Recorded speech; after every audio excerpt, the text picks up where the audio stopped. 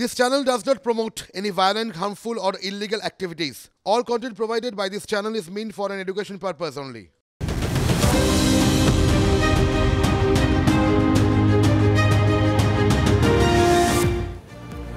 সাতের সেরার দ্বিতীয় পর্বে এবার রানীগঞ্জের দিকে আমাদের নজর দিতেই হবে। তার কারণ আজ সেখানে দুই ব্যক্তির মৃত্যুকে কেন্দ্র করে উত্তেজনা ছড়িয়েছে। খনি এলাকায় কিভাবে মৃত্যু, দায় কার? এই নিয়ে তৃণমূল, বিজেপি, সিপিএম একেবারে ময়দানে। কারণ মৃত্যু নিয়ে তুমুল ধোঁয়াশা রয়েছে।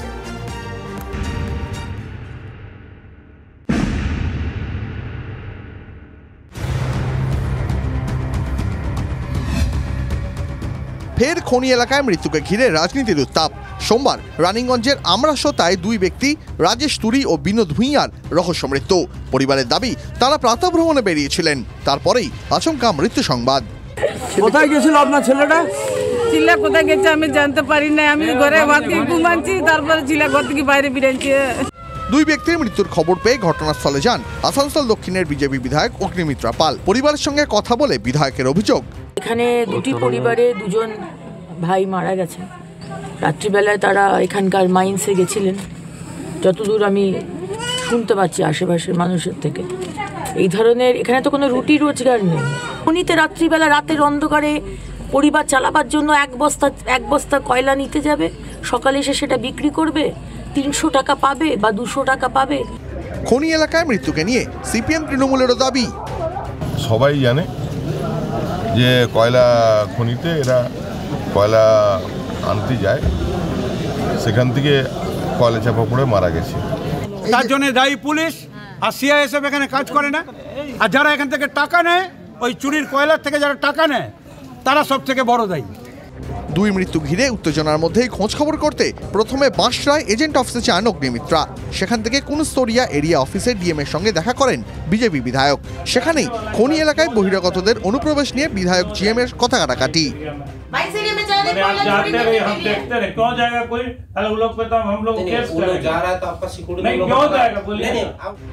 সিপিএম নেতৃত্বের অভিযোগ, খোলা খনির মুখ বন্ধ না করাতেই এই দুর্ঘটনা।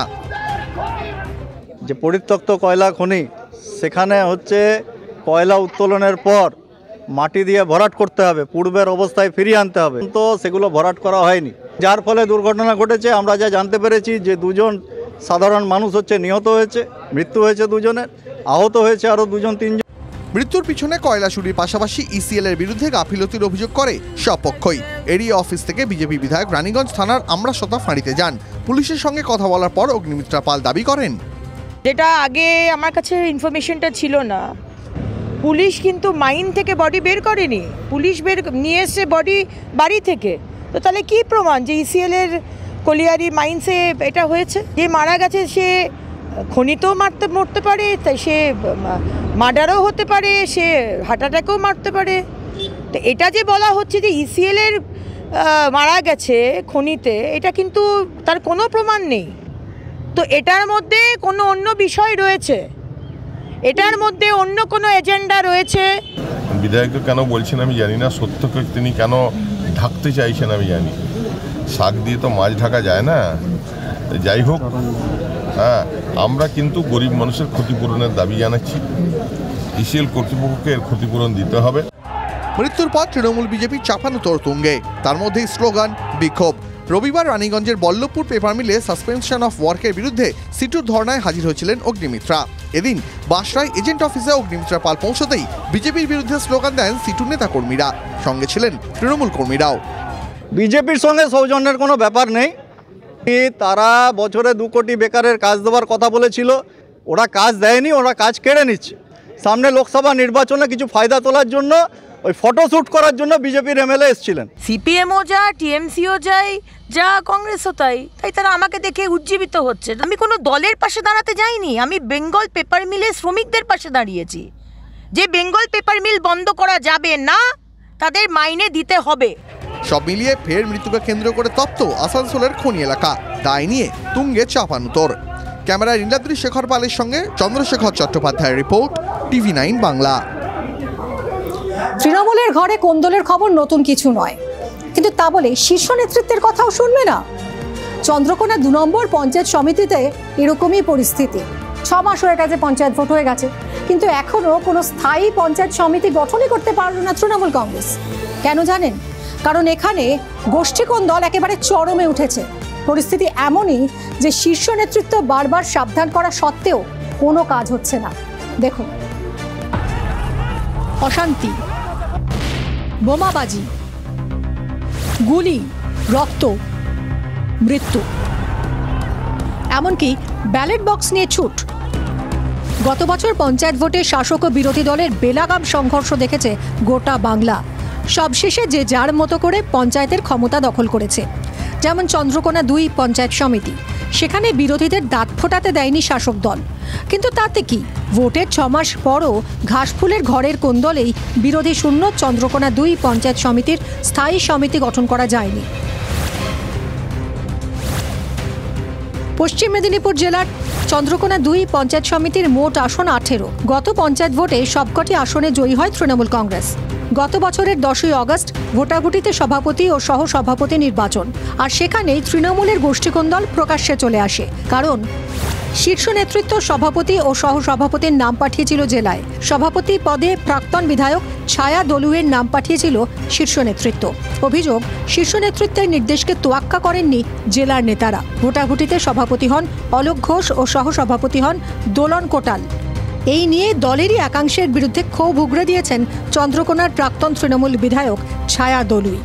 দল থেকে নির্দেশ দিয়েছিল, আমার নামে রেকমেন্ডেশন এসেছিল, সেটাকে অমান্য করে দলের একাংশের নেতা সেটাকে অমান্য করেছে দলের কথাকে। দল যেটা সিদ্ধান্ত নেবে সেটাই আমি মেনে নেব। আপনি পুরোটা দলের উপরে ছেড়ে দিয়েছেন? পুরোটাই দলের উপরে ছেড়ে দিয়েছি। কিন্তু দলের নির্দেশ অমান্য হলো কেন?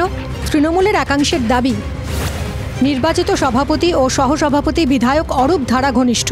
অন্যদিকে প্রাক্তন বিধায়কের সঙ্গে বর্তমান বিধায়কের কোন্দল রয়েছে বলে খবর। আবার ছায়া দলুয়ের বিরুদ্ধেও দলের একাংশের ক্ষোভ রয়েছে বলে জানা গিয়েছে। এই কোন্দলের পাকে পড়েই নাকি বিরোধী শূন্য চন্দ্রকোনা 2 পঞ্চায়েত সমিতির স্থায়ী সমিতি গঠন থমকে রয়েছে। গত 10ই জানুয়ারি কালীঘাটে পশ্চিম মেদিনীপুর জেলা নেতৃত্বের সঙ্গে বৈঠক করেছিলেন মমতা বন্দ্যোপাধ্যায় এবং অভিষেক বন্দ্যোপাধ্যায়। সেখানেই অবিলম্বে চন্দ্রকোনা 2 পঞ্চায়েত সমিতির স্থায়ী সমিতি গঠনের নির্দেশ দিয়েছিলেন শীর্ষ নেতৃত্ব। এটা ইতিমধ্যেই আমাদের দলের সুপ্রিমো তিনি বলেছেন এবং দলের সেনাপতি সম্মানীয় অভিষেক বন্দ্যোপাধ্যায় তিনি আমাদেরকে জানিয়ে দিয়েছেন যে সংশোধন যাতে আমরা সংশোধিত হই। কিন্তু তাতেও কি বরফ গলেনি? তা না হলে শীর্ষ নেতৃত্বের নির্দেশের 1 মাসের মধ্যেও কেন স্থায়ী সমিতি গঠন করা গেল না?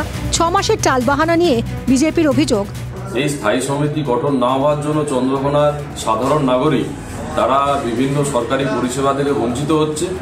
এরা কাটমানির লড়াই করছে, আর চন্দ্রকোনার মানুষ তার জন্য সাফারার হচ্ছে। তো এরা পারবেও না গঠন করতে, তার কারণ গদিতে কে বসবে, কে বেশি কামাতে পারবে তার লড়াই, কাটমানির লড়াই। তো সেই জন্য গঠন হয়নি। সিপিএম এর প্রশ্ন, স্থায়ী সমিতি গঠনে কেন প্রশাসন হস্তক্ষেপ করছে না? প্রশাসনিক আধিকারিক যারা আছেন, এক্সিকিউটিভ অফিসার, এসডিও, ডিএম ইত্যাদি, তারা চন্দ্রকোনার পঞ্চায়েত সমিতি স্থায়ী সমিতি গঠনের সম্পর্কে এরকম নীরব কেন? যদিও তৃণমূল জেলা সভাপতি এখনো বলছেন, যেখানে বা যারা এই কাজের সঙ্গে যুক্ত তারা সংশোধিত হলে বিষয়টা অতি সহজেই এটা মিলবে। সেটা খুব যত শীঘ্র সম্ভব বলা হয়েছে। বিরোধীদের অভিযোগ, স্থায়ী সমিতি গঠন না হওয়ায় পরিষেবা থেকে বঞ্চিত হচ্ছেন আম জনতা। যদিও স্থানীয় তৃণমূল নেতৃত্বের দাবি, পঞ্চায়েত সমিতির সভাপতি আছেন, বিডিও সাহেব আছেন, আধিকারিক অন্যান্য ডিপার্টমেন্টের, লাইন ডিপার্টমেন্টের যারা দেখেন তারা দেখছেন, কেউ পাবলিক সার্ভিস তো হচ্ছে না। মাস কয়েকের মধ্যেই লোকসভা ভোটের লড়াই। ভোট যুদ্ধে নামার আগে তৃণমূল স্তরের নেতাকর্মীদের একজোট হওয়ার বার্তা দিচ্ছেন শীর্ষ নেতৃত্ব। রাজনৈতিক মহলের মতে সেই জায়গায় দাঁড়িয়ে চন্দ্রকোনা 2 পঞ্চায়েত সমিতির কোন্দলে শাসক দলের অস্বস্তি বাড়ছেই। অসীম বেরার রিপোর্ট, TV9 বাংলা। চন্দ্রকোনায় তৃণমূলের ঘরে কোন্দলের হালটা দেখলেন তো। এবার আসুন মঙ্গলকোটে যাওয়া যাক। সেখানেও সেই একই অভিযোগ, গোষ্ঠীদ্বন্দ্ব। কোন্দলের জেরে চন্দ্রকোনায় মারামারি হয়নি ঠিকই, কিন্তু মঙ্গলকোটে হয়েছে। অভিযোগ, পঞ্চায়েত ভোটের পর তৃণমূলের ভয়ে তৃণমূলেরই পরিবার ঘরছাড়া ছিল। গ্রামে ফিরতেই তাদের উপর হামলা চালানোর অভিযোগ দলেরই একাংশের বিরুদ্ধে।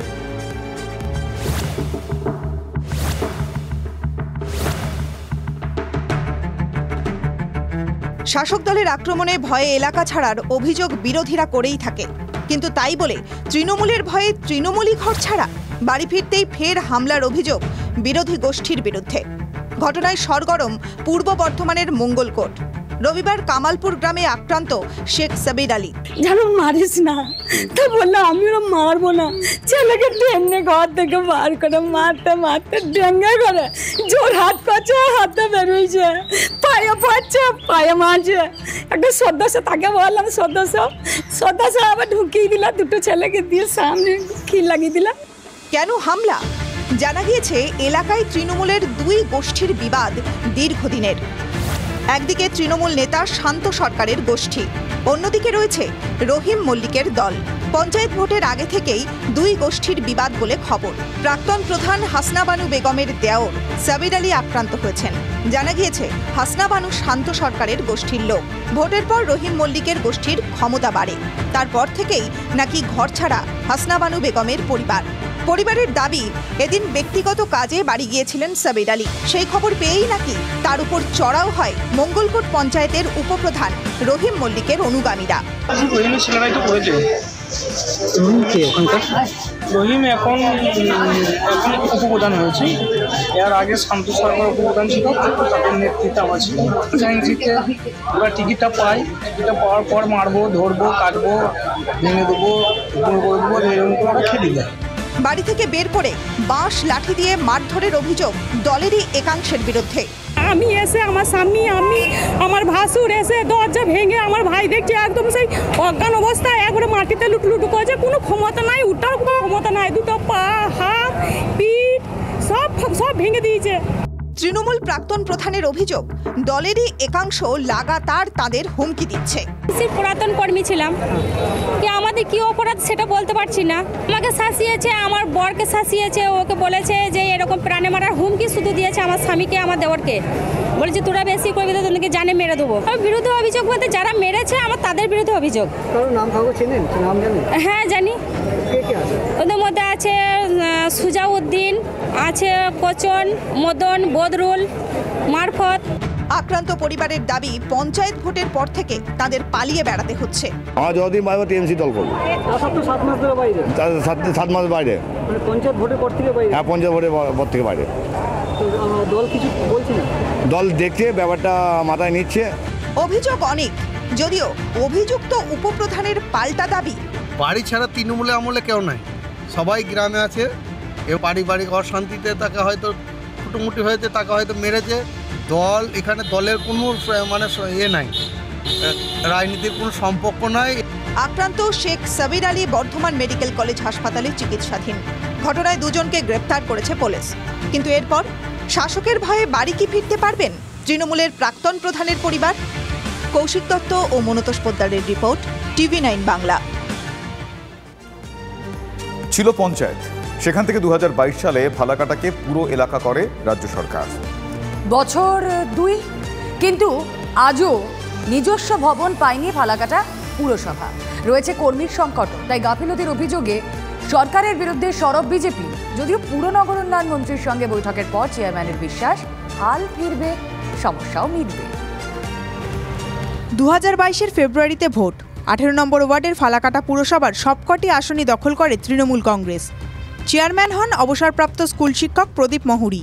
এলাকাবাসী থেকে বিরোধীদের কটাক্ষ, তারপর থেকে চেয়ে চিনতে চলছে ফালাকাটা পুরসভা, তাই মিলছে না পরিষেবা। ফালাকাটা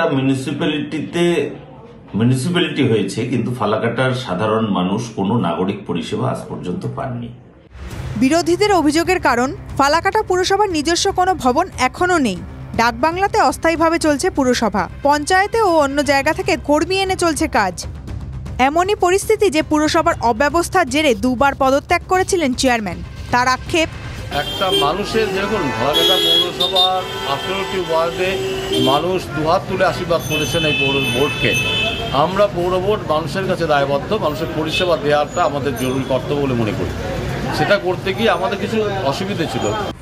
এবার কি পুরসভার অব্যবস্থার এই আক্ষেপ মিটতে চলেছে? রবিবার ফালাকাটায় গিয়েছিলেন পুর ও নগর উন্নয়ন মন্ত্রী ফিরহাদ হাকিম। পুরসভার বিভিন্ন দাবি দাওয়া তার সামনে তুলে ধরেন চেয়ারম্যান। আমরা আলোচনাতে এগুলো উঠেছে, আমরা ভবনের কথা বলেছি, জেলা পরিষদের সভাধিপতি ছিলেন, ওনারা একটা জায়গা চিহ্নিত করেছেন, সেটা যদি দিয়ে দেয়, মন্ত্রী মহোদয় বলছে জায়গাটা আগে হয়ে যাক, আমি বিল্ডিং একটা অ্যাডমিনিস্ট্রেটিভ বিল্ডিং করতে যা লাগে করে নিয়ে একটা নতুন ডিপিআর উনি করবেন। পুর ও নগর উন্নয়ন মন্ত্রীও জানিয়েছেন, আমরা ফালাকাটা পৌরসভার দাঁড়িয়েছি, আমার সাথে ডিটেলস কথা হয়েছে, আমরা গিয়েই কিছুটা স্যাংশন করে দেবো যাতে পৌরসভার কাজগুলো তাড়াতাড়ি হয়। আর্থিক সংগতি এখন কিছু নেই, আমরা আছি, রাজ্য সরকার পেছনে আছে। পুরসভার কাজ এগিয়ে নিয়ে যেতে 52টি ডিপিআর তৈরির কথাও জানিয়েছেন চেয়ারম্যান। আমরা ইতিমধ্যে ফালাকাটা পৌরসভার বিভিন্ন ওয়ার্ডের জন্য আমরা 52টি ডিপিআর তৈরি করেছি।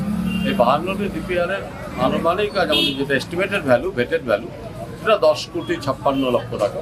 এটা আমার সৌভাগ্যের যে একজন বিভাগীয় মন্ত্রী তিনি ফালাকাটা পৌরসভার ডিপিআরগুলি নিজে বহন করে নিয়ে গেলেন এবং তার অনুমোদন হবে আমাকে আশ্বস্ত করলেন। যদিও বিজেপির কটাক্ষ, যে কাগজ যে ডিপিআর তারা দিয়েছে মন্ত্রীর কাছে সেটাও বিষবাও জলে, ওটা নিশ্চিতভাবে জেনে রাখুন, ওটা কাগজ দিতে হয়, বলতে হয়, তাই বলেছে। যে আলিপুরদুয়ার আজকে জেলা ঘোষণা হওয়ার পরেও এখনো সেখানে জেলার সমস্ত পরিকাঠামো গড়ে ওঠেনি। আলিপুরদুয়ার ইউনিভার্সিটি ঘোষণা হয়েছে, কিন্তু সেই ইউনিভার্সিটিতে একটিও নতুন কোনো পদ সৃষ্টি হয়নি বা নিয়োগ হয়নি। আসলে বর্তমান পশ্চিমবঙ্গ সরকার, তৃণমূল কংগ্রেসের যে সরকার চলছে সেটা ঘোষণার সরকার। বিজেপি কটাক্ষ করলেও ফালাকাটা পুরসভার চেয়ারম্যান পরিস্থিতি বদল নিয়ে আশাবাদী। ফালাকাটা থেকে সুজিত রায়ের রিপোর্ট, TV9 বাংলা।